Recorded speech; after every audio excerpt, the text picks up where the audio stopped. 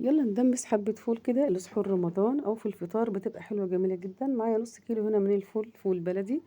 معايا حبة صغيرة كده من الحمص، حبة صغيرة كده، نص كوباية من الفول المدشوش. ببدأ ان انا انقعهم كده من بالليل او باليوم كده بمية لحد تاني يوم الصبح. بيبقى حلو وجميل جدا. نقعتهم خلاص كده في المية وبسيبهم لحد ما حبة الفول تبقى معايا بالشكل اللي انتوا شايفينه ده. هبدأ اجيب معايا حلة كده على النار وانزل بالفول بعد ما غسلته كويس جدا، هو الحمص الفول المدشوش، وبنزل بيهم كده على النار وبزودهم مية سخنة. بنزل على النار بيهم كده واجيب حبتين من الليمون صحيح زي ما هو كده، حبتين من الليمون مش بقطعهم، جزرية حلوة كده مبشورة. وبنزل بيهم كده على النار واسيبهم معايا لما ياخد سوا براحته خالص. ده كده في اول غليان. بص المية بتاعته صفرة ولونه مستوي جميل جدا.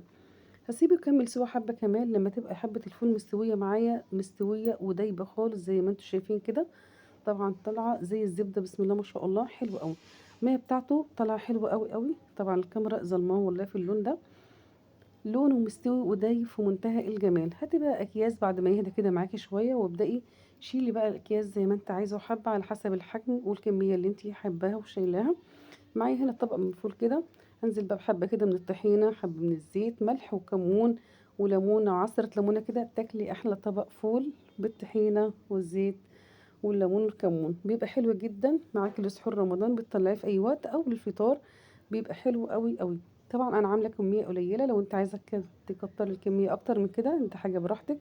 كل سنة وانتم طيبين. فيديو حلو كده وخفيف، يا رب يكون عجبكم وأفكاري حلوة بتعجبكم، وأشوفكم على خير. سلام عليكم.